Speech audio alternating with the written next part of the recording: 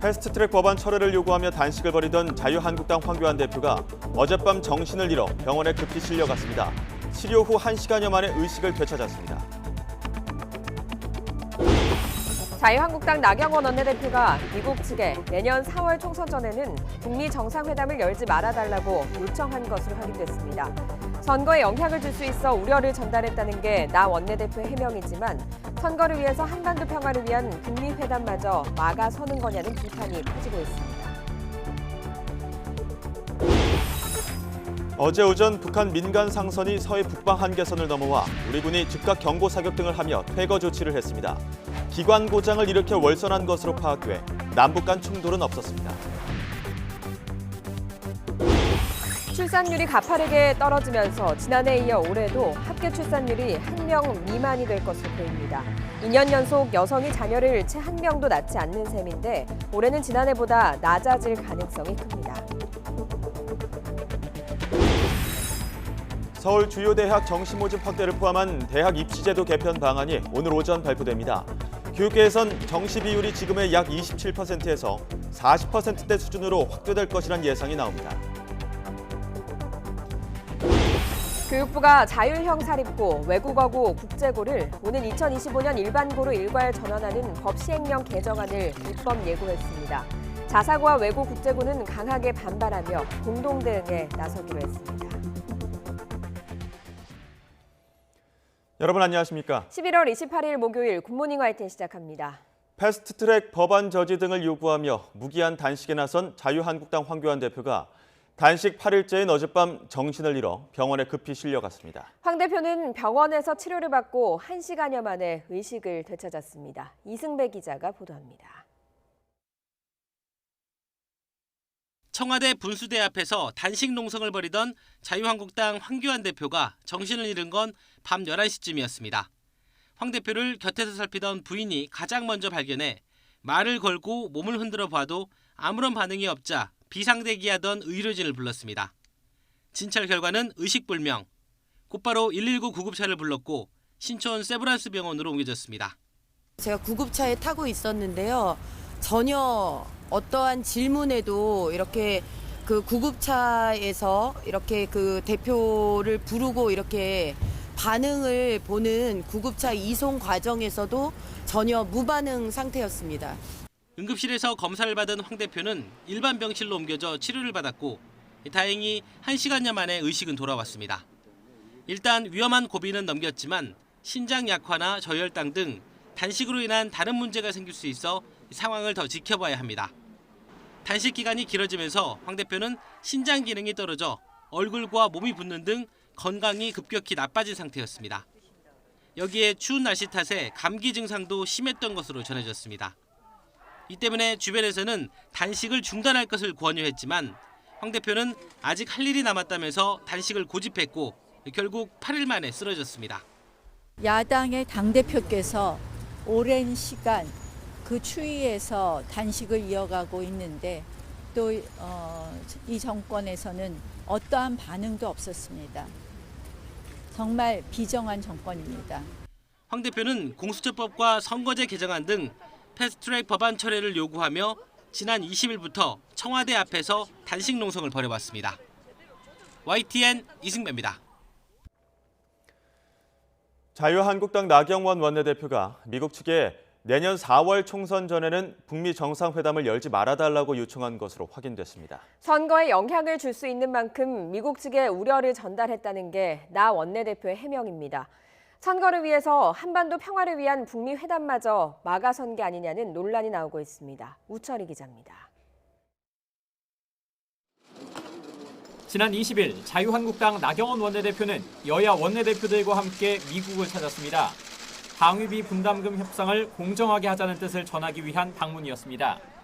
이 자리에서 나경원 원내대표는 스티븐 비건 미 국무부 대북정책 특별대표에게 선거에 영향을 미칠 수 있으니 내년 4월 총선 전에는 북미 정상회담을 열지 말아달라는 요청을 한 것으로 알려졌습니다. 나 원내대표는 비공개로 열린 한국당 의원총회에서 자신의 방미 성과라며 의원들에게 이런 사실을 소개했다고 복수의 관계자들이 전했습니다. 미국도 내년 4월 한국에서 총선이 있다는 사실을 인지하고 있고 긍정적인 반응을 보였다는 말도 했다고 덧붙였습니다. 나 원내대표는 앞서 지난 7월 우리나라를 방문했던 존 볼턴 전 백악관 국가안보보좌관에게도 같은 취지의 요청을 했던 것으로 파악됐습니다. 당 안팎에선 비판이 일고 있습니다. 한국당 관계자는 황교안 대표가 단식에 돌입한 당일 나 원내대표가 미국으로 떠나면서 제기된 당내 비판 여론을 무마하기 위해 성과를 과시한 것으로 보인다고 꼬집었습니다. 한반도 평화를 위한 북미 간 회담을 선거를 위해 자제해달라고 요청하는 것이 과연 적절한 것인지 의심스럽다는 비판도 제기됩니다. 더불어민주당은 당리당략이 한반도 평화보다 우선할 수 있느냐며 경악할 일이라고 했고, 바른미래당은 방미 목적에 부합하지 않는 매우 부적절한 발언이라고 날을 세웠습니다. 이에 대해 나 원내대표는 볼턴 전 보좌관 방한 때 우려를 전달했을 뿐이라며 이번 미국 방문 때 북미 회담 자제 요청을 했다는 일부 의원들의 발언은 거짓말이라고 반박했습니다. 이번 방미 때는 이야기한 적 없고요. 네, 그러니까 네, 그 취지대로 보시면 돼요. 이른바 북풍이 선거에 미칠 영향을 우려했다는 해명에도 불구하고 제1야당 원내대표가 미국 행정부에 북미 정상회담 시점을 고려해달라는 말을 한 것이 과연 적절한지를 두고 논란은 증폭되고 있습니다. YTN 우철입니다.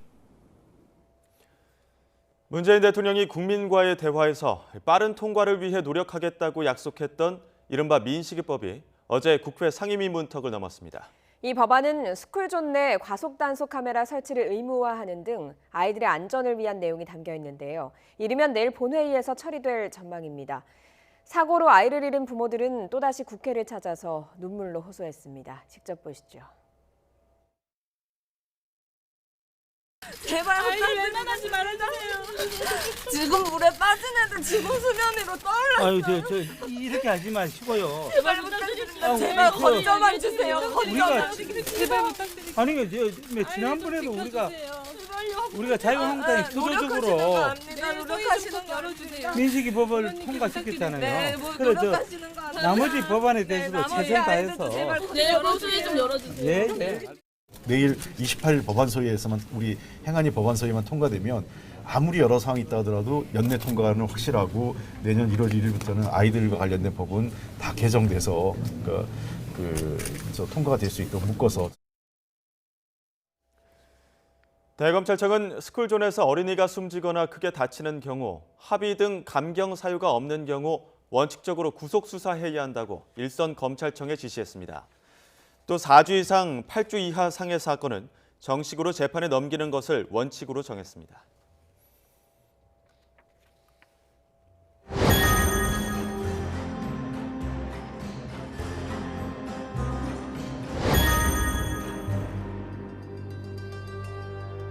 검찰은 작년 지방선거를 앞두고 청와대 민정수석실이 저 김기현에 대한 표적 수사를 하도록 당시 울산경찰청장 황운하 씨에게 지시한 의혹이 있다는 정황을 포착했다고 합니다.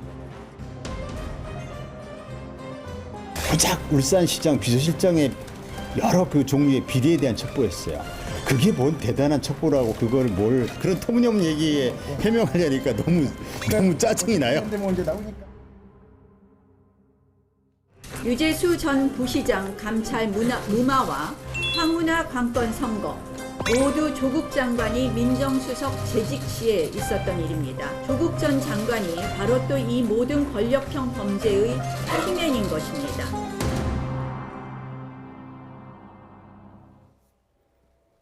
지난해 진행된 김기현 당시 울산시장 비위 의혹 경찰 수사가 청와대 첩보를 받아 시작됐다는 의혹에 대해서 검찰이 관련 내용을 넘겨받아서 본격적인 자료 검토에 들어갔습니다.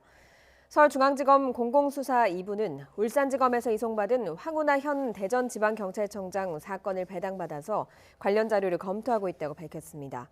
검찰은 당시 경찰 수사가 선거를 앞둔 표적 수사에 해당하는지 청와대가 경찰에 첩보가 전달된 구체적인 경위 등을 확인할 방침입니다.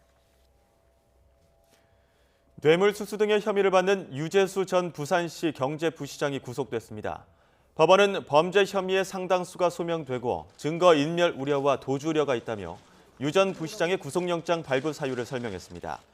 유 전 부시장의 신병을 확보한 검찰은 지난 2017년 조국 당시 민정수석을 비롯한 이른바 청와대 윗선이 감찰을 무마했다는 의혹을 본격적으로 수사할 것으로 보입니다. 하루가 다르게 아침 공기가 차가워지고 있습니다. 오늘 아침은 영하권의 추위가 찾아왔습니다. 현재 서울 기온은 영하 0.6도로 어제보다 2도가량 낮아 꽤 춥습니다. 낮에는 기온이 9도까지 오르면서 일교차가 10도가량 크게 벌어지겠습니다. 현재 내륙은 구름만 많은 날씨가 이어지고 있지만 동해안 지역에는 눈이나 비가 내리고 있습니다.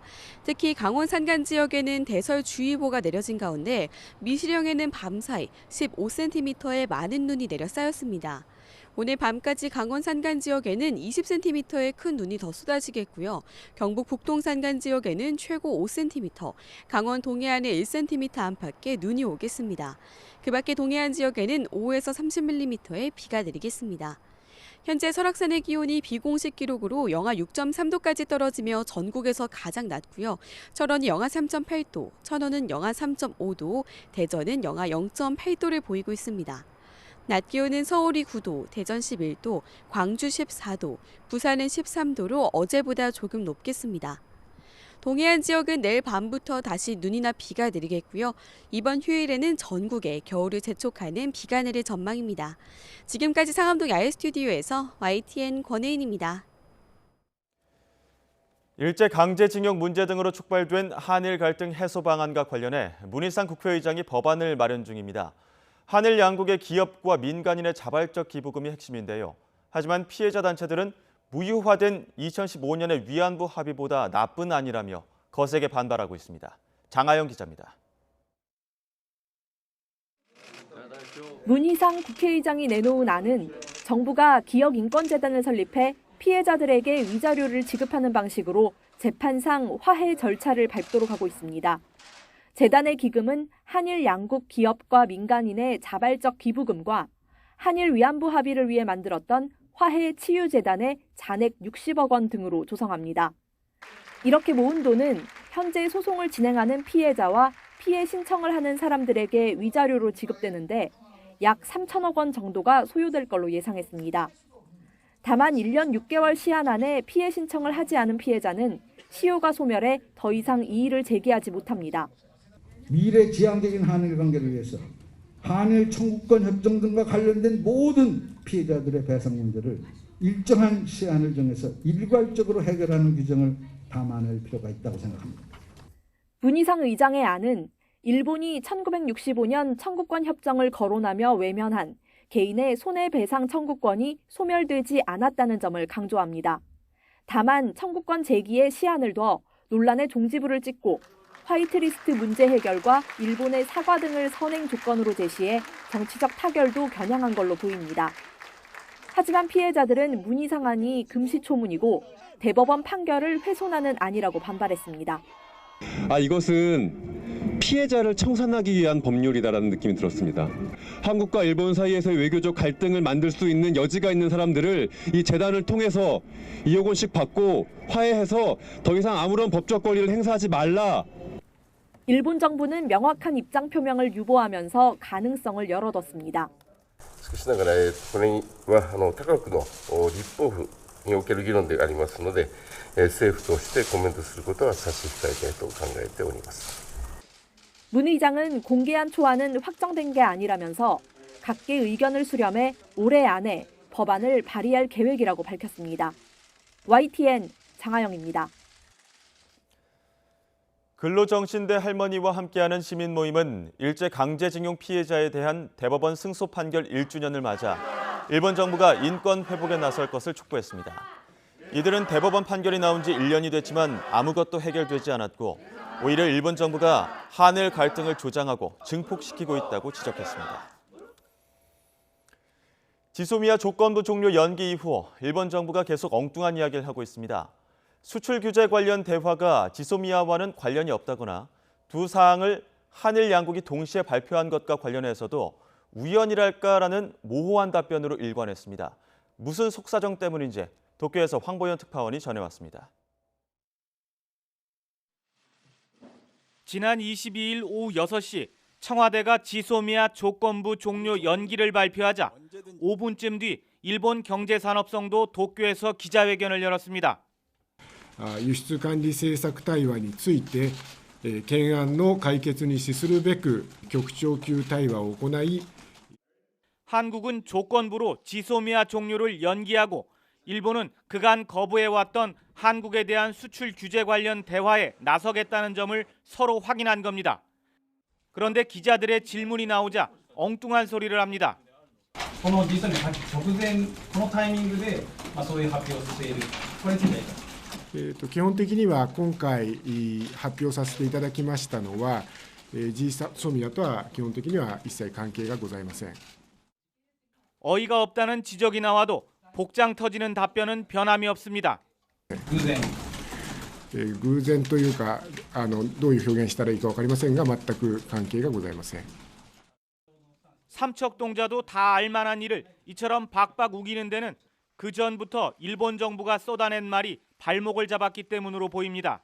GSOMIAの終了決定と我が国によります輸出管理の運用の見直し、両者は全く関係ない話でありまして、GSOMIAとは全く次元の異なる問題である。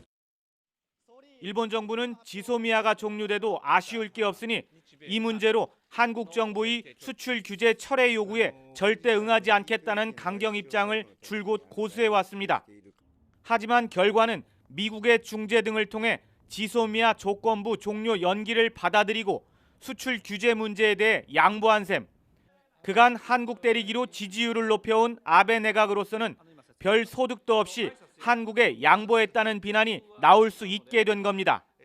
이 때문에 지소미아와 수출 규제 문제는 전혀 관계가 없다는 억지 논리를 내세워 한국에 고개 숙이지 않았다는 점을 일본 국내에 강변하고 있다는 분석이 나오고 있습니다. 도쿄에서 YTN 황보현입니다. 어제 오전 북한 민간 상선이 서해 북방 한계선 NLL을 넘어왔습니다. 우리군은 즉각 경고 사격 등을 하며 퇴거 조치에 나섰는데요. 기관 고장을 일으켜 월선한 것으로 파악돼 남북 간 충돌은 없었습니다. 임성호 기자가 보도합니다. 이른 아침 미상의 선박 한 척이 백령도 서북 해상의 모습을 드러내더니 NLL을 지나 남측으로 넘어왔습니다. 우리군은 즉각 경고 통신을 보냈고 응답이 없자 해상을 향해 경고 사격에 나섰습니다. 유효 수단을 사격했습니다. 사격했습니까? 네, 한포 사격. 선박은 6시간 가까이 표류하다가 소청도 남쪽 해상에 이르렀습니다. 조사 결과 이 배는 북한의 민간 상선으로 드러났습니다. 합동참모본부는 이 상선이 기상 불량과 선박 기관 고장 등으로 떠내려왔다며 NLL 월선은 우발적이었던 것으로 보인다고 밝혔습니다. 또 우리 군이 경고통신과 경고 사격 등으로 퇴거 조치에 나섰고 이 과정에서 북한 상선의 위협 행위는 없었다고 설명했습니다. 합참은 이 북한 상선이 아주 느리지만 자력으로 서해 먼바다로 빠져나갔다고 설명했습니다. 이 선박의 구체적인 재원과 탑승 인원 등은 확인되지 않았습니다. 앞서 지난 9월에도 북한 단속정이 기관 고장으로 서해 NLL을 넘어오자 군 당국은 경고 사격 후 북측에 인계했습니다. YTN 임성호입니다. 살인과 방화 혐의로 재판에 넘겨진 안인득에게 사형이 선고됐습니다. 창원지방법원은 아파트에 불을 지르고 대피하는 주민을 살해한 혐의 등으로 국민참여재판에 넘겨진 안인득에게 이같이 선고했습니다. 재판부는 범행이 계획적이고 피해자들을 무참히 살해하는 등 피해가 중대하다며 판결 이유를 밝혔습니다.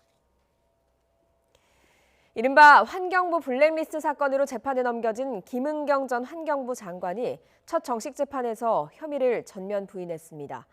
재판부는 당시 김 전 장관 지시를 실행한 환경부 공무원들의 책임을 묻지 않은 것을 놓고 선별적 기소로 보일 수 있다고 지적했습니다. 강희경 기자입니다.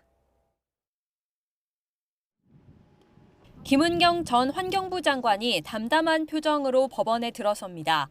김 전 장관과 신미숙 전 청와대 균형 인사비서관이 이른바 환경부 블랙리스트 사건으로 불구속 기소된 이후 첫 정식 재판이 열렸습니다.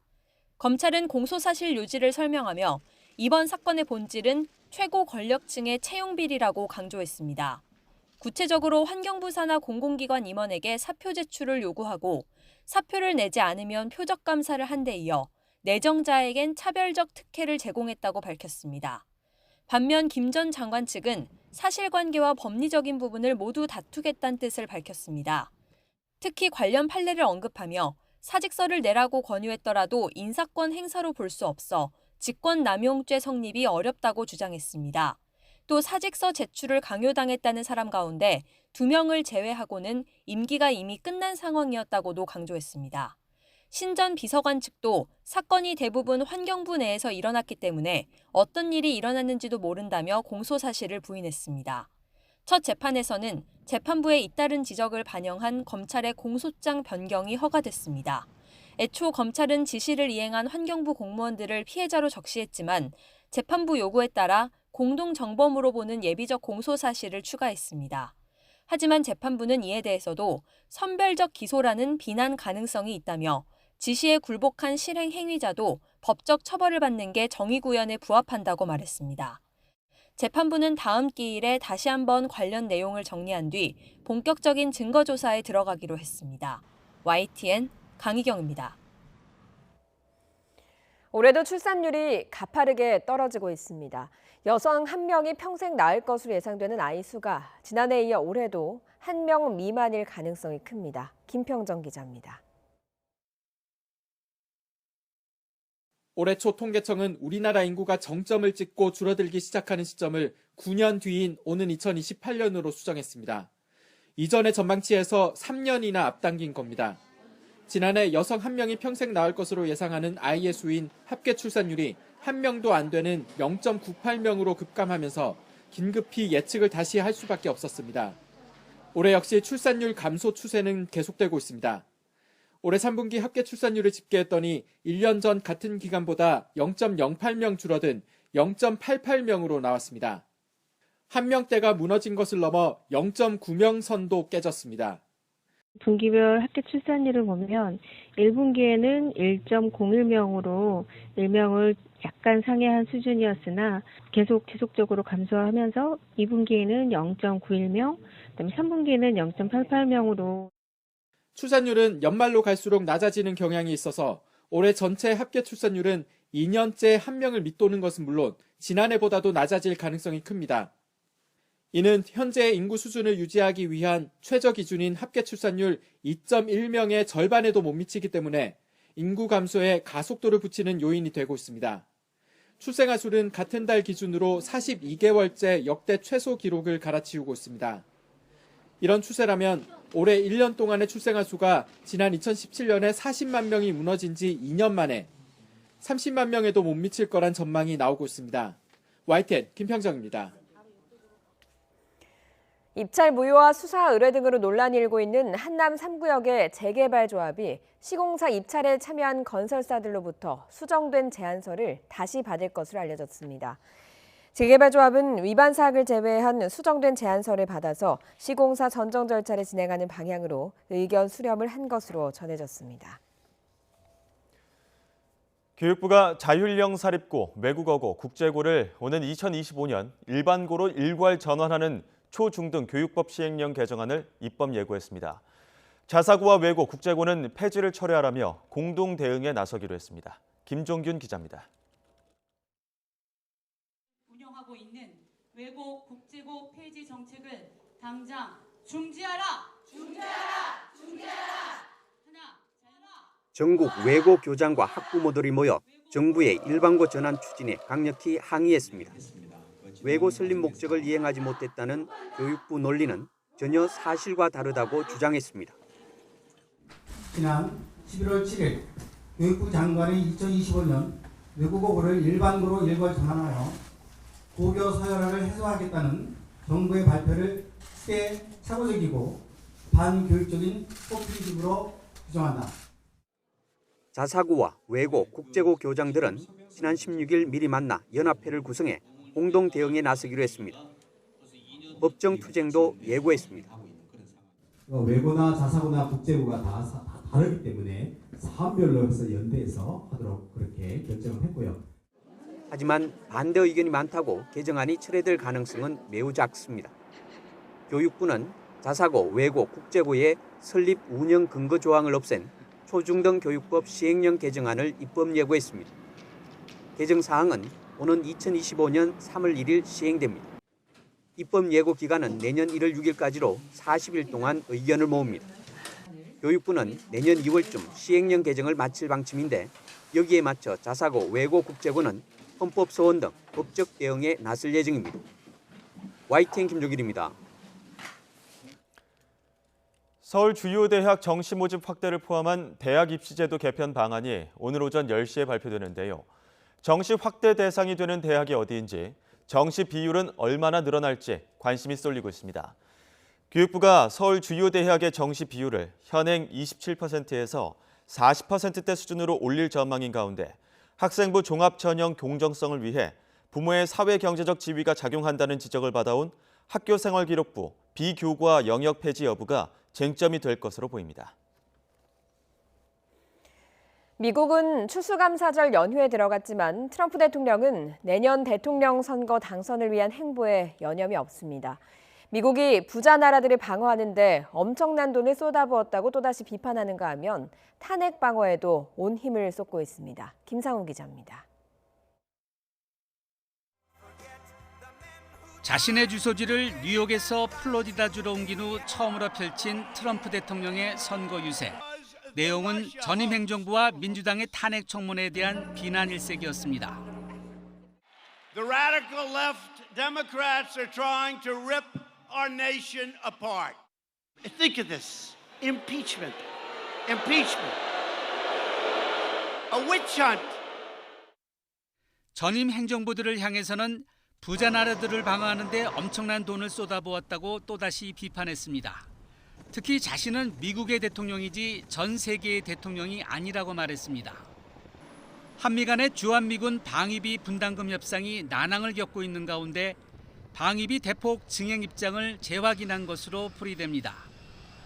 추수감사절 전통에 따른 백악관의 칠면조 사면식에서도 탄핵 청문회를 비난했습니다.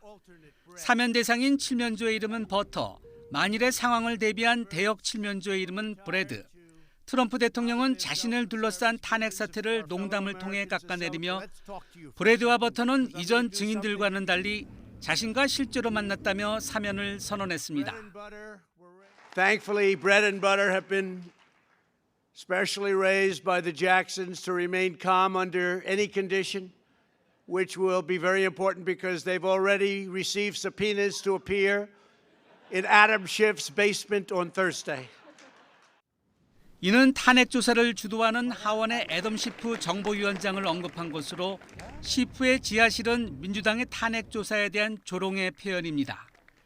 미국에서 탄핵 소추안을 작성하는 주체인 하원 법사위는 다음 달 4일 헌법적 근거에 의한 공개 청문회를 개최할 예정이어서 탄핵 정국은 새로운 단계로 진입합니다. YTN 김상호입니다.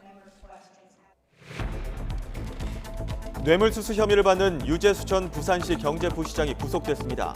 이에 따라 청와대 민정수석실의 감찰 무마 의혹에 대한 검찰 수사가 속도를 낼 것으로 보입니다.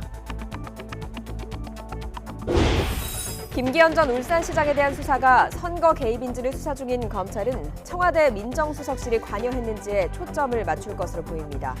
당시 민정수석이던 조국 전 법무부 장관과 박형철 반부패 비서관 등으로 수사가 번질 수 있다는 관측이 나오고 있습니다. 공직선거법 개정안이 국회 본회의에 넘겨지면서 더불어민주당은 연동형 비례대표제를 수용하라고 자유한국당을 압박했습니다. 강하게 반발하고 있는 한국당은 의원직 총사퇴 등 여러 대응 방안을 논의했지만 의견을 모으지는 못했습니다. 아파트에 불을 지르고 대피하는 주민들에게 흉기를 휘둘러 5명을 숨지게 하고 17명을 다치게 한 안인 득에게 사형이 선고됐습니다. 안인 득은 재판 내내 뻔뻔한 태도를 보였는데 이번 국민참여재판의 배심원 대부분이 사형 의견을 냈습니다. 금융위원회 재직 당시 업체들로부터 뇌물 등을 받고 편의를 봐줬다는 혐의로 유재수 전 부산시 경제부시장에 대한 구속영장이 발부됐습니다. 유 전 부시장이 구속되면서 청와대 민정수석실의 감찰 무마 의혹에 대한 수사에도 탄력이 붙을 것으로 보입니다. 최재민 기자의 보도입니다. 유재수 전 부산시 경제부시장은 법원의 구속 전 피의자 신문에서 돈을 받은 사실은 인정하면서도 대가성은 부인한 것으로 전해졌습니다. 감찰 무마 부탁하신 윗선이 누굽니까? 받으신 금품 대가성 없다고 했는데 입장 그대로입니까? 조 전 장관보다 윗선 있습니까? 하지만 법원의 판단은 달랐습니다. 법원은 범죄 혐의 상당수가 소명됐고 증거인멸과 도주 우려가 있다며 구속영장 발부 사유를 설명했습니다. 유 전 부시장은 금융위에서 근무하던 2016년부터 금융업체 서너 곳에서 자녀 유학비와 골프채를 비롯한 수천만 원대 금품을 받고 동생 취업을 청탁한 혐의를 받습니다. 그 대가로 해당 업체가 금융위원장 표창장을 받도록 해 각종 제재를 피할 수 있도록 편의를 봐줬다는 게 검찰의 판단입니다. 이제 검찰 수사는 유 전 부시장의 개인 비위를 넘어 지난 2017년 청와대 감찰 무마 의혹과 이후 영전을 거듭한 배경으로 향하고 있습니다. 검찰은 최근 박형철 반부패 비서관을 비롯한 당시 감찰 라인을 불러 이른바 윗선의 지시로 감찰이 중단됐는지를 캐물었습니다. 이에 따라 조국 전 민정수석과 백원우 전 민정비서관의 소환도 임박했다는 관측입니다. 조 전 수석은 지난해 국회에서 당시 유 전 부시장 비위 첩보의 근거가 부족했다며 감찰 무마 의혹을 부인했습니다. 첩보를 조사를 한 결과 그 비위 첩보 자체에 대해서는 근거가 약하다고 보았습니다. 조 전 수석의 이런 부인에도 감찰 무마 의혹에 대한 윗선을 규명하는 검찰 수사는 급물살을 탈 전망입니다. YTN 최재민입니다. 검찰은 지난해 지방선거를 앞두고 경찰이 벌인 김기현 전 울산시장 관련 수사가 청와대의 선거 개입인지를 들여다보고 있습니다. 조국 전 장관이 민정수석이었던 시절 청와대가 어느 정도 관여했느냐에 따라 사건의 파장이 커질 수도 있습니다. 조성호 기자의 보도입니다. 울산지검에서 수사하던 황운하 대전경찰청장 사건을 넘겨받은 건 서울중앙지검에서 선거사범을 전담하는 공공수사 2부입니다. 지난해 6.13 지방선거를 앞두고 황 청장이 울산청장 시절 청와대 첩보를 받아 이른바 하명 수사를 벌였는지가 핵심 수사 대상입니다. 경찰은 지난해 3월 자유한국당 울산시장 후보로 확정된 김기현 전 시장의 동생과 비서실장의 건설사업 이권 개입 정황 수사에 착수했고 선거를 한 달 앞두고 기소 의견으로 송치했습니다. 결국 김 전 시장은 선거에서 떨어졌는데 이후 검찰 단계에서 무혐의로 종결됐습니다. 이에 따라 검찰은 문제의 첩보가 만들어지는 과정에 청와대 민정수석실에서 어느 정도 관여했는지 확인에 나설 것으로 보입니다. 대통령실 직제상 특별감찰반의 감찰 대상은 대통령이 임명하는 정부 고위공직자 그리고 대통령의 친족과 측근 등입니다. 단순히 첩보를 전달한 것이 아니라 선출직 공무원인 김 전 시장 주변을 감찰했다면 직무 범위를 벗어난 겁니다. 특히 첩보를 전달한 뒤 수사 상황을 보고받고 지시까지 했다면 선거 개입으로 볼 여지도 있습니다. 황 청장을 비롯한 경찰 수뇌부뿐 아니라 당시 민정수석이던 조국 전 법무부 장관, 박형철 반부패 비서관, 이인걸 전 특감반장 등으로 수사가 번질 수 있다는 관측이 나옵니다. 민감용 경찰청장은 검찰이 수사 중인 사안이라며 말을 아꼈습니다. 제기되고 있는 수사에 대한 사항들을 통해서 사실이 먼저 규명이 되고 나서 경찰청은 김 전 시장 관련 첩보를 울산청으로 내려보냈다고 시인하면서도 구체적인 입수 경위를 밝히진 않았습니다. 수사 배경을 둘러싼 논란이 커지는 가운데 조국 전 장관의 민정수석 시절 의혹들을 겨냥한 검찰 수사도 강도를 높이고 있습니다. YTN 조성호입니다. 이처럼 청와대 하명 수사 의혹이 불거지자 야당은 권력형 게이트로 규정하고 맹공세를 퍼붓고 있습니다. 당시 수사 지휘자와 청와대는 문제될 일이 아니란 입장입니다. 최기성 기자입니다. 국회 정론관에서 기자회견을 연 김기현 전 울산시장은 청와대가 공권력을 동원해버린 희대의 선거 사기 행각이라고 비판했습니다. 홍철호 현 울산시장이 문재인 대통령과 막역한 사이고 당시 조국 민정수석이 과거 송 시장 출마 때 후원회장을 맡기도 했다는 겁니다. 수사를 지휘했던 황운하 대전지방경찰청을 향해선 공천을 대가로 한 것 아니겠냐는 의혹도 제기했습니다. 황운하 씨의 무도하기 짝이 없는 범죄 행각의 배경에는 든든한 권력 실세가 몸통으로 있었던 것이 아닌가 하는 의혹에서 결코 자유로울 수 없습니다. 자유한국당은 이번 사건이 권력형 비리로 보인다면서 조국 전 법무부 장관이 모든 범죄의 핵심 인물이라고 지적했습니다. 유재수 전 부산시 경제부시장 감찰 무마 의혹처럼 권력이 개입한 정권 차원의 문제인 만큼 국정조사를 추진하겠다는 의사도 밝혔습니다. 문재인 대통령 청와대에서 직접 발주한 관건 부정선거였음이 밝혀졌습니다. 21세기에 벌어진 초대형 부정선거이고 선거농단입니다. 바른미래당 역시 민정수석실보다 윗선에서 지시가 내려왔을 개연성을 배제할 수 없다며 수사 덕에 송 시장이 당선됐다는 사실을 고려하면 의혹이 훨씬 커진다고 지적했습니다. 반면 의혹 당사자들은 모두 사실이 아니라고 반박했습니다. 청와대 고민정 대변인은 비위 첩보가 접수되면 정상적인 절차에 따라 관련 기관에 넘긴다면서 당연한 절차를 마치 하명 수사처럼 보도하는 것에 유감을 표한다고 말했습니다. 기자회견을 자청한 황 청장은 경찰 수사실무를 모르는 사람들의 터무니없는 얘기라고 반박했습니다. 공천 대가로 수사에 착수한 것 아니냐는 질문에는 소설이라고 일축했습니다. 감사원에서 왔는지 검찰에서 왔는지 뭐 청와대에서 왔는지 이런 거에 대해서 알려고를 안 합니다. 그리고 고작 울산시장 비서실장의 여러 그 종류의 비리에 대한 첩보였어요. 야당 공세뿐 아니라 청와대와 검찰과 경찰까지 얽히면서 이번 논란이 확대될 가능성도 배제할 수는 없어 보입니다. YTN 최기성입니다. 신속 처리한 건 패스트트랙으로 지정된 공직선거법 개정안이 국회 본회의에 넘겨졌죠. 선거법 개정안에 반대하며 황교안 대표가 단식 중에 의식을 잃기까지 한 한국당에선 다양한 대응 방안을 논의했지만 뾰족한 결론을 내리지 못했습니다. 한현희 기자입니다. 선거법 개정안이 국회 본회의에 자동 부의됐습니다. 더불어민주당은 자유한국당을 향해 연동형 비례대표제를 수용하라고 압박하고 있습니다. 그러면서 내년 총선 예비후보자 등록 시작일인 다음 달 17일을 패스트트랙 법안 처리의 시한으로 못 박았습니다. 실제로 건강에 문제가 생길 수도 있기 때문에 그런 부분들에서 계속 저도 자제하고 있는 거예요. 그런데 그걸로 인해서 협상의 폭들이 자꾸 좁혀지고 한국당은 제1야당 대표가 목숨을 내놓은 투쟁을 하는데도 부의를 강행했다며 금수만도 못한 정치라며 반발했습니다. 제1야당 대표가 목숨을 내놓고 투쟁하고 있습니다. 이런 상황에서도 기어이 부의를 강행하는 것은 금수만도 못한 야만의 정치입니다. 한국당 의원총회에서는 선거법이 본회의에 상정되면 의원직에서 총사퇴해야 하는 것 아니냐는 강경론도 터져나왔습니다.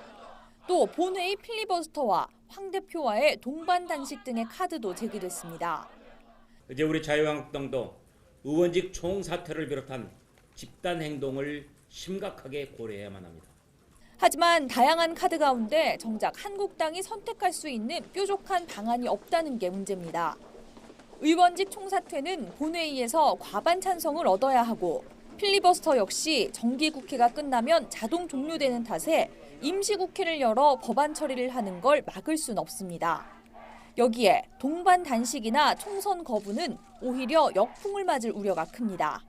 교섭단체 원내대표들은 패스트트랙 법안 협상을 위해 매일 만나고는 있지만 패스트트랙 원천 무효를 주장하는 황교안 대표의 단식과 맞물려 협상은 한 발짝도 진전을 보이지 못하고 있습니다. YTN 한현입니다. 한국당 황교안 대표가 단식 8일째인 어젯밤 병원으로 긴급 이송됐다가 1시간여 만에 의식을 회복했습니다. 황 대표는 어젯밤 11시쯤 의식을 잃어 주위에서 대기 중이던 구급차가 황 대표를 신촌 세브란스 병원으로 긴급 이송했습니다. 황 대표는 응급실에서 검사를 받은 뒤 일반 병실로 옮겨져 치료를 받았고 1시간여 만에 의식을 회복했습니다. 네, 계절이 빠르게 겨울로 향하고 있습니다. 오늘 아침 영하권 추위가 찾아왔는데요. 철원의 기온이 영하 3.8도, 파주가 영하 1.8도, 서울 영하 0.6도로 어제 아침보다 1, 2도가량이 낮습니다. 추위 속에 동해안에는 비가 내리고 있습니다. 기온이 낮은 강원 산간은 대설주의보가 내려진 가운데 미시령에는 밤사이 15cm의 많은 눈이 쌓였는데요. 동해안 지역은 오늘 밤까지 비나 눈이 더 오겠습니다. 강원 산간에는 최고 20cm, 경북 북동 산간에는 최고 5cm의 눈이 오겠고요. 영동에는 최고 30mm, 경북 동해안에는 5에서 20mm의 비가 오겠습니다. 그 밖에 내륙은 오늘 구름만 가끔 지나겠습니다. 미세먼지 걱정은 없겠고요. 해안과 제주도로는 바람이 강하게 불겠습니다. 낮 기온 어제와 비슷하거나 조금 높겠습니다. 서울 9도, 대구와 울산 10도, 부산은 13도가 예상됩니다. 날씨 정보였습니다. 문희상 국회의장이 일제강제징용 피해자 배상 문제의 해법으로 한국과 일본의 기업과 국민이 기금을 내는 기억인권재단을 설립해 피해자들에게 위자료를 지급하는 방식으로 화해 절차를 밟도록 하는 법안을 마련하고 있습니다. 문 의장이 만들고 있는 특별법 개정안에는 일제강제동원 피해자 지원재단을 기억인권재단으로 격상하고 한일 양국 기업의 자발적 기부금과 양국 국민의 자발적 기부금, 화해치유재단의 잔액 60억 원 등으로 재단 기금을 마련하는 방안이 담겨 있습니다. 문희상 국회의장의 제안에 대해서 일본 정부는 명확한 입장 표명을 유보했습니다. 니시무라 아키히로 일본 관방부 장관은 정례 브리핑에서 문 의장의 구상을 일본 측이 받아들일 여지가 있느냐는 질문에 한국 입법부에서의 논의이기 때문에 일본 정부로서 논평하는 것은 삼가겠다고 말했습니다. 북한의 모란봉 악단이 4년 만에 중국에서 공연을 재개하려고 했지만 공연이 돌연 중단됐습니다. 북한과 중국 사이의 전략적 밀월 관계에도 틈이 생긴 게 아니냐는 말이 나오고 있습니다. 김현근 기자가 보도합니다. 중국은 올해 북중 수교 70주년을 기념해 모란봉 악단을 초청했습니다. 모란봉 악단은 다음 달부터 한 달간 중국 주요 도시를 돌며 공연할 예정이었습니다. 중국 공연이 중단된 지 4년 만입니다. 하지만 이 계획이 갑자기 중단된 것으로 알려졌습니다. 중국 소식통들은 정치적 이유로 중단됐으며 다음 달 열리기는 어려울 것이라고 전했습니다. 공연장으로 예정됐던 우커성 캐딜락 센터도 공연 일정이 잡히지 않았습니다. 이를 놓고 여러 가지 말이 나오고 있습니다. 먼저 북핵 협상 조착 상태에서 미국의 심기를 건드리지 않기 위해 눈치를 보고 있다는 해석이 나오고 있습니다. 북한 공연단의 중국 공연이 미국을 자극할 수 있기 때문이라는 겁니다. 홍콩 사태와 미중 무역 협상도 영향을 미쳤다는 분석도 있습니다. 북한과 중국 사이의 전략적 밀월 관계에 틈이 생긴 것 아니냐는 말도 나오고 있습니다. 김정은 위원장의 연내 중국 방문이 사실상 힘들어진 데 이어 모란봉 악단의 공연까지 무산됐기 때문입니다. 모란봉 악단의 이번 중국 공연 중단이 이처럼 관심의 초점이 된 건 중국과 악연이 있기 때문입니다. 모란봉 악단은 지난 2015년 공연 내용의 핵 미사일 문제를 놓고 불협 화음이 일면서 갑자기 공연을 취소하고 귀국했습니다.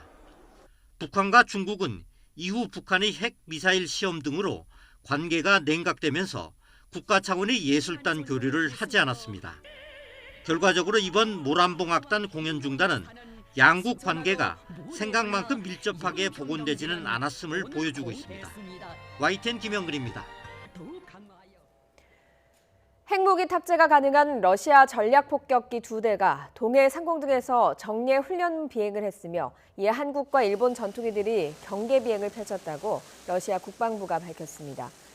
타스통신에 따르면 러시아 국방부는 보도자료를 통해서 러시아 공중우주국 소속 투폴레프 95MS 2대가 동해와 동중국해 공해 상공에서 정례 훈련 비행을 했다고 밝혔습니다.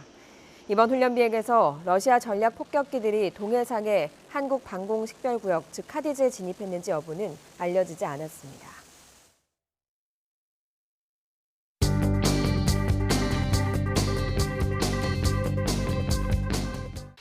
목요일 조간 브리핑, 조선일보와 한국일보, 한겨레 신문 살펴보겠습니다. 먼저 조선일보입니다. 울산시장 첩보 문건이 백원우 당시 청와대 민정비서관실에서 만들어진 사실을 검찰이 확인한 것으로 알려졌다는 기사를 일면에 실었습니다. 이 첩보를 당시 백 비서관이 박형철 반부패 비서관에게 건넸고 이 첩보가 경찰에 전달돼 수사가 진행됐다는 것. 첩보 문건에는 김 전 시장 주변을 이잡듯 뒤졌다고 할 만한 내용이 있다는 검찰 관계자의 설명도 덧붙였습니다. 다음 한겨레입니다. 삼성물산 합병 전 주가 조작과 관련한 미래전략실 문건이 나왔다는 단독 보도를 일면에 담았습니다. 별도로 확보한 합병 추진 문건을 보면 주가 악재 요인은 합병이사회 공시 전에 시장에 공개하고 호재 요인은 이사회 후에 집중해 주가를 띄워야 한다고 명시했다고 하는데요. 이는 제일모직 삼성물산 합병을 앞두고 인위적인 시세 조종을 계획한 것이라고 신문은 지적했습니다. 이어서 한국일보입니다. 하루 1,745원. 어린이집의 이른바 흑식판이 22년째 그대로라는 기사를 일면에 배치했는데요. 충격적이라고 할 만큼 부실한 급식 사진도 함께 실었습니다.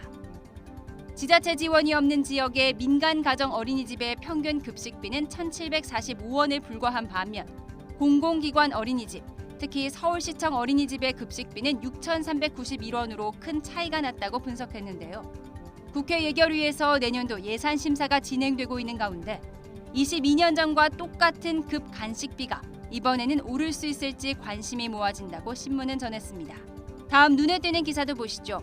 푸른빛으로 염색한 아이유의 사진과 함께 인터뷰 내용을 담았는데요.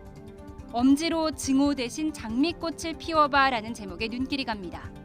악플로 인해 동료 가수를 잃은 시점에 디지털 대화창이 증오의 진흙탕이 아닌 사랑의 꽃밭이 되길 바라는 마음을 음악에 담았다고 합니다. 지금까지 조간 브리핑이었습니다.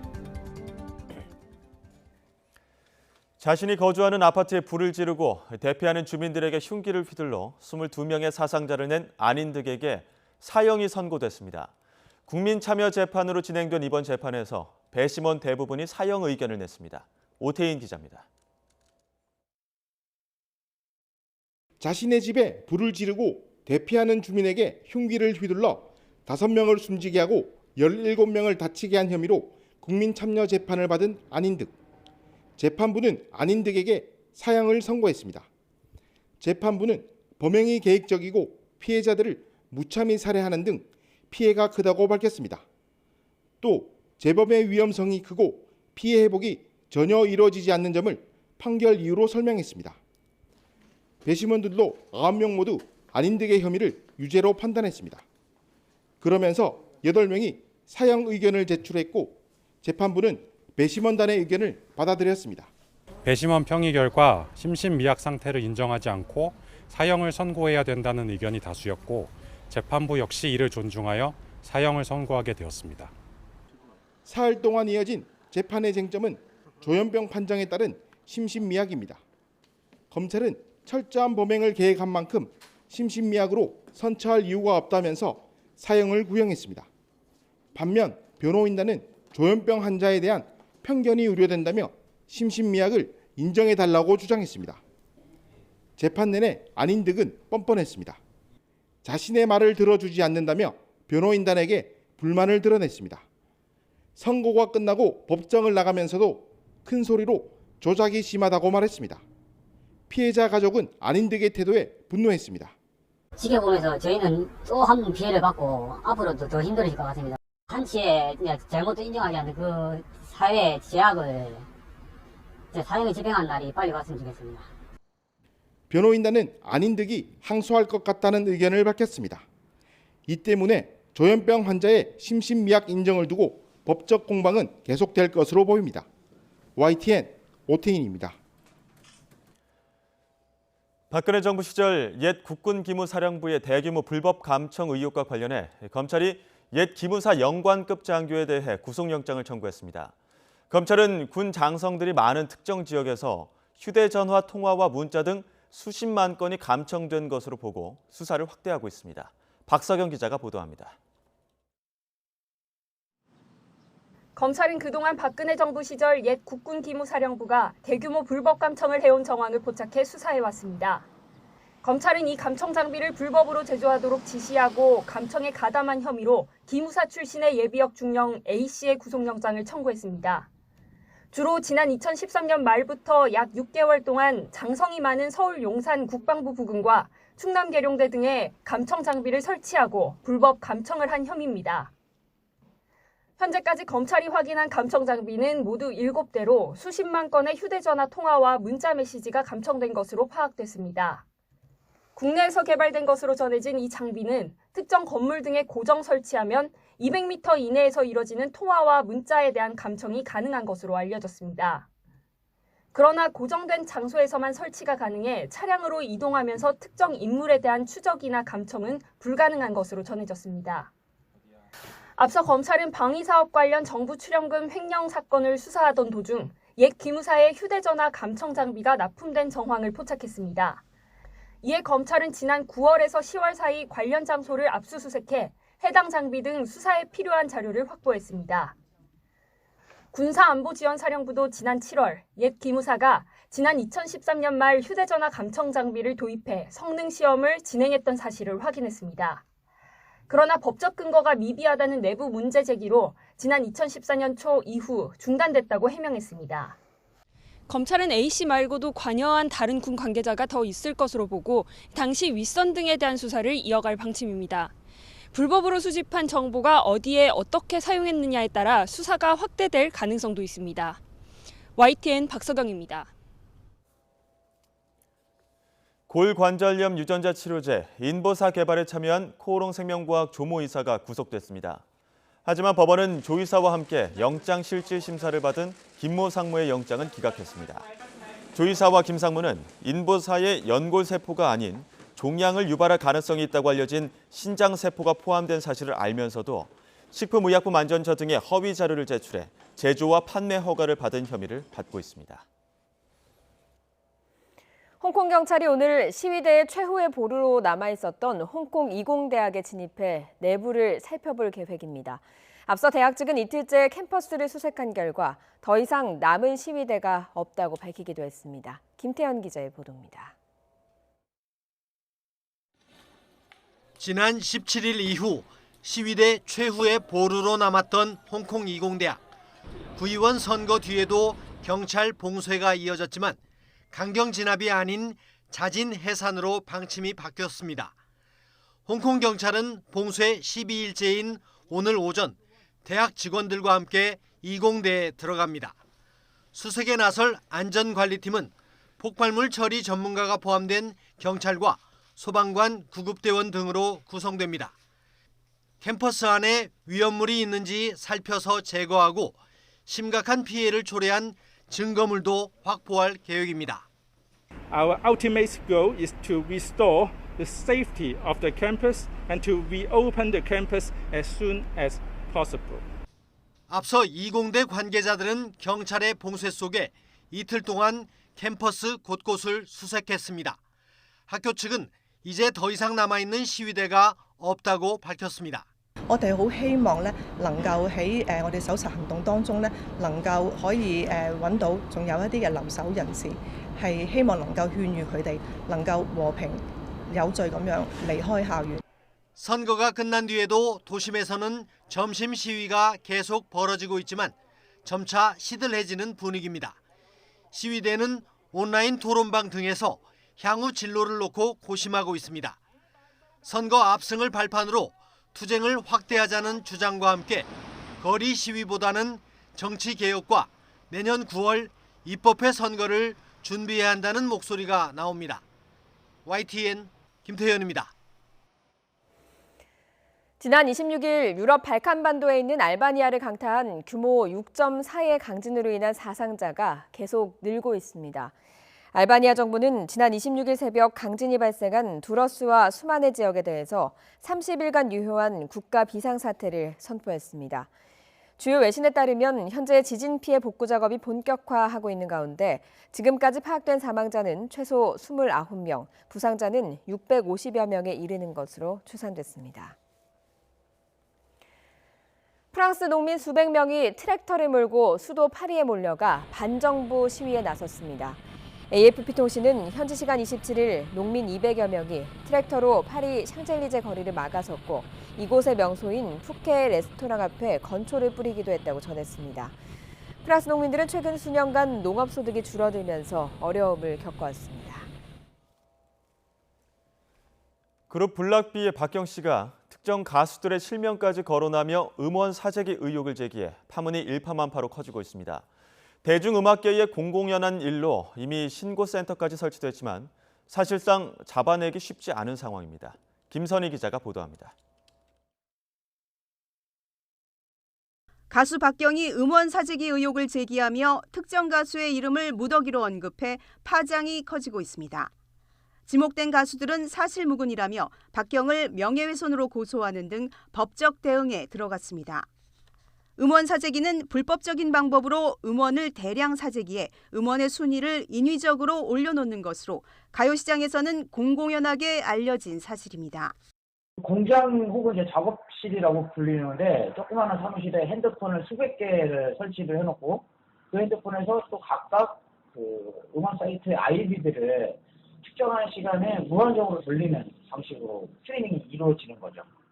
우리나라 대부분의 음원 사이트들이 검색에 의존하는 실시간 차트에 치중하다 보니 가요계의 고질적인 문제로 되풀이되고 있습니다. 상황이 심각해지자 관련 업계는 윤리 강령을 선포하고 정부도 음원 사재기 신고센터를 운영하며 대책 마련에 나서고 있습니다. 수사의 난초가 좀 될 수 있는 구체적인 그 내용에 대한 제보나 신고가 이루어진다면은 여기에 대한 그 절차들을 진행하는 데 있어서 인전 있는 결과들이 좀 나올 수 있지 않을까. 하지만 사실상 음원 사재기 현장을 잡는 게 쉽지 않은 상황입니다. 거래가 은밀하게 이루어지다 보니 내부 고발자가 나오지 않으면 증거를 잡기 힘들기 때문입니다. 또 개인정보보호법상 사재기 증거가 확실하지 않을 경우 수사기관이 음원 구입자의 신원 정보를 확보할 수 없어 가요계의 고민이 깊어지고 있습니다. YTN 김선입니다. 겨울왕국2가 개봉 6일 만에 500만 관객을 돌파하며 흥행 폭주를 이어가고 있습니다. 스크린 독과점 논란이 또 불거졌지만 사실상 큰 영향은 없었는데요. 우리 영화계에 씁쓸한 뒷맛을 남기고 있습니다. 김혜은 기자가 보도합니다. 겨울왕국2의 흥행 속도는 기대 이상입니다. 개봉 6일 만에 500만 관객을 돌파했습니다. 애니메이션 사상 국내 첫 1000만 관객을 넘은 전편보다 11일이나 빠른 속도입니다. 4DX나 더빙, 3D 등 여러 포맷이 있어서 한 사람이 여러 번 관람하는 이른바 N차 관람이 흥행을 견인하고 있습니다. 한 번 봤는데 앞으로 4DX관이나 그런 곳에서 한 번 더 보고 싶어요. 하지만 압도적으로 많은 상영관을 확보하지 못했다면 이런 빠른 흥행은 불가능했다는 비판도 나오고 있습니다. 상영되는 영화 10편 가운데 7편이 겨울왕국2일 정도로 많은 상영관을 차지하고 있습니다. 극장 측은 연일 관객 수요를 강조하고 있고 이에 대한 관객 반응은 엇갈리고 있습니다. 인기 있는 거 그렇게 같이 시간대가 많으면 아이들도 자유로운 시간대에 맞춰서 올 수 있으니까 괜찮은 게 편하다고 생각하거든요. 다른 영화들도 보고 싶은 사람이 많을 것 같은데 그런 사람들을 배려해서라도 뭔가 조정을 해야 한다고 생각을 해요. 전문가들은 유독 우리나라만 스크린 독과점을 제어하는 장치가 느슨하다는 점을 지적하고 있습니다. 법으로 규제하는 프랑스뿐 아니라 겨울왕국2를 만든 미국만 해도 전체 상영관의 30%를 넘기지 않습니다. 거기는 자본주의 국가 아니냐. 그 문화적 편식 현상이 벌어지거든요. 이거는 장기적으로 봤을 때는 전혀 바람직하지 않다라고 하는 사회적 합의가 그런 나라에는 있는 거고. 또 독과점 배급 구조에서는 상영관을 잡기 쉽지 않기 때문에 한국 영화의 다양한 시도는 더 어려워지고 결국 뻔한 영화만 양산된다는 지적이 높습니다. 관객의 수요라는 시장 논리에 숨어 단숨에 1000만 관객을 넘는 영화가 늘어날 때마다 그만큼 다양한 영화의 성장이 가로막히는 부작용이 되풀이되고 있습니다. YTN 김혜은입니다.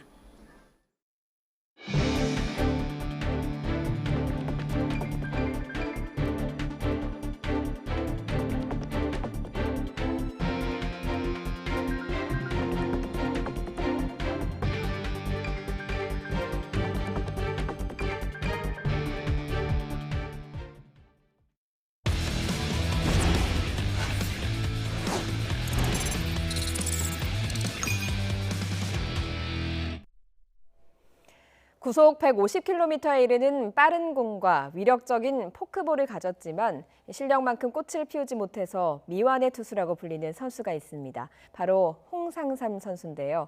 최근 공황장애가 있다고 고백하기도 했지만 이 모든 것을 극복하기 위해서 고군분투하고 있습니다. 양시찬 기자가 직접 만나봤습니다.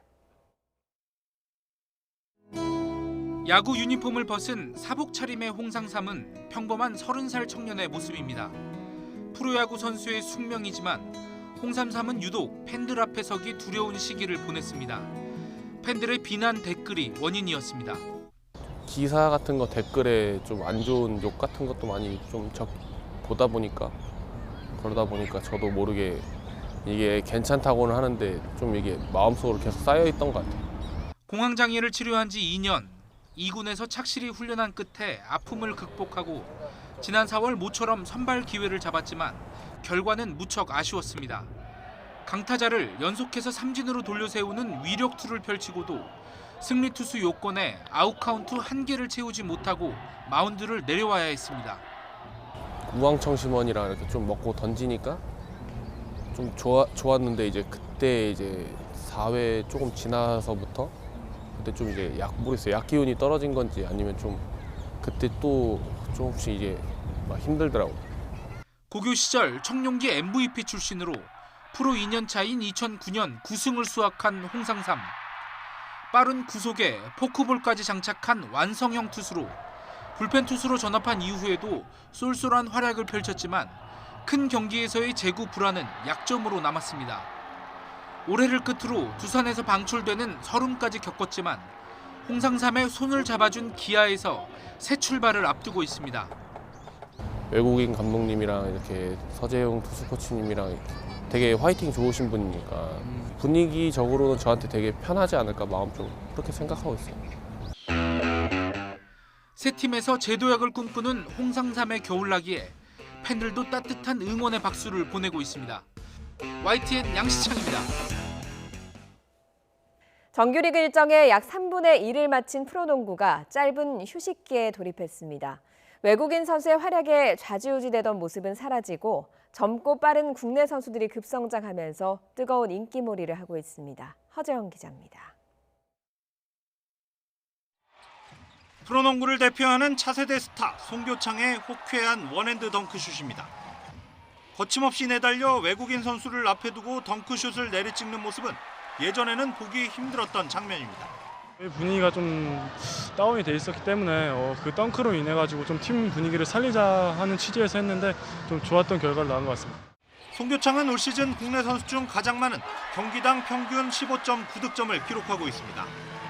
석점슛 성공률도 47.2%로 전체 1위일 정도로 외곽슛 능력까지 갖췄습니다. 고등학교를 졸업하고 곧바로 프로에 뛰어든 지 5시즌 만에 프로농구를 대표하는 스타로 자리매김했습니다. 농구 대통령 허재 전 감독의 아들 허훈의 활약도 빼놓을 수 없습니다. 한 경기에서 9개의 석점슛을 연달아 터뜨리는 등 매경기 평균 15.8득점을 기록하며 1라운드 MVP의 영광을 안았습니다. 어시스트 부문에서도 전체 1위를 달리는 등 경기를 조율하는 능력도 한층 성장한 모습입니다. 시즌 초반 선두를 달리는 SK는 최준용이 화려한 쇼맨십으로 인기몰이 중입니다. 석점슛 2위, 국내 선수 리바운드 2위에 오를 정도로 쇼맨십 못지않은 실력까지 갖춰 팬들의 뜨거운 응원을 받고 있습니다.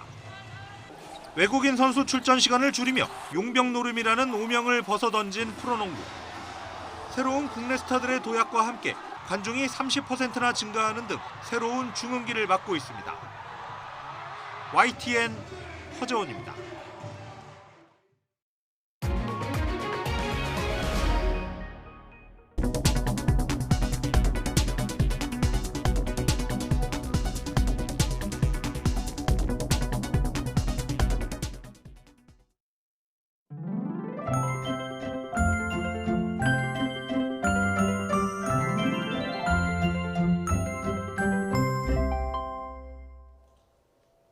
네, 오늘 아침은 어제보다 더 춥습니다. 대부분 지역에 영하권 추위가 찾아왔는데요. 철원의 기온이 영하 3.8도, 파주 영하 1.8도, 서울 영하 0.6도로 어제 아침보다 1, 2도가량이 더 낮습니다. 추위 속에 동해안에는 비가 오고 있습니다. 특히 강원 산간에는 대설주의보가 내려진 가운데 미시령에는 16cm의 많은 눈이 내려 쌓였는데요. 동해안은 오늘 밤까지 비나 눈이 더 오겠습니다. 강원 산간에 최고 20cm, 경북 북동 산간에는 최고 5cm의 눈이 오겠고 영동 지방에는 최고 30mm, 경북 동해안에도 5에서 20mm의 비가 오겠습니다. 그 밖에 내륙 지역은 오늘 구름만 가끔 지나겠습니다. 오늘도 미세먼지 걱정은 없겠고요. 해안과 제주도에는 바람이 강하게 불겠습니다. 낮 기온 어제보다 조금 높겠습니다. 서울 9도, 청주와 대구, 울산 10도, 부산은 13도까지 오르겠습니다. 일요일은 전국에 추위를 부르는 비가 내리겠고요. 다음 주 초부터 서울 아침 기온은 영하 5도까지 뚝 떨어지겠습니다. 날씨 정보였습니다. 굿모닝 YTN 2부 잠시 후에 이어집니다.